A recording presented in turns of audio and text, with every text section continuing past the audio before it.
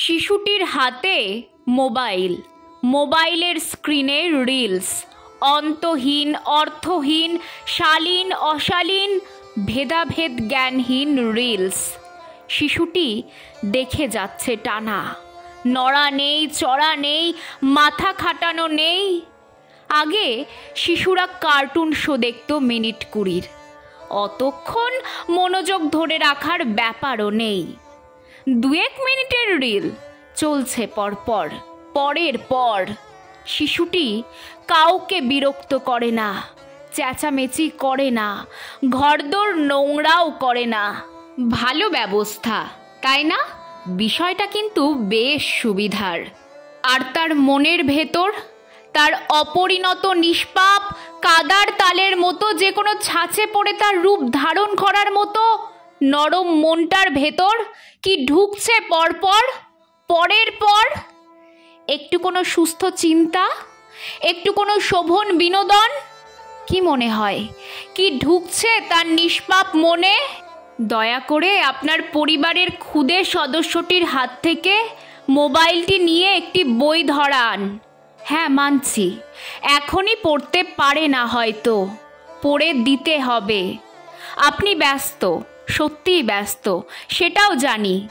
আচ্ছা, না হয় ছবিই দেখুক খানেক, যখন সময় হবে পড়ে দেবেন খন।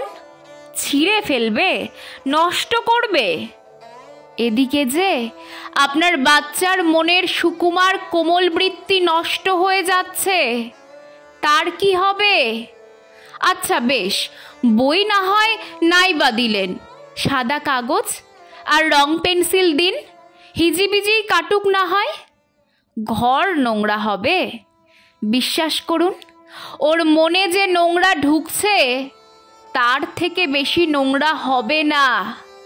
আর না হয় ব্লকস দিন, কাঠের বা প্লাস্টিকের, মডেলিং ক্লে, তাও না পেলে সাবেক খেলনা বাটি, গাড়ি, পুতুল, কিছু তো করুক, হাত দিয়ে, মাথা দিয়ে, মন দিয়ে।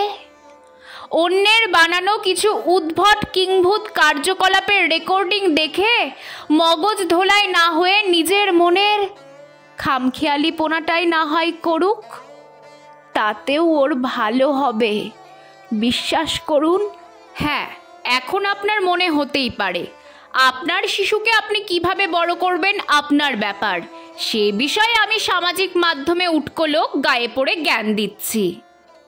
আপনার বিরক্তির উদ্রেক হতে পারে, মানছি।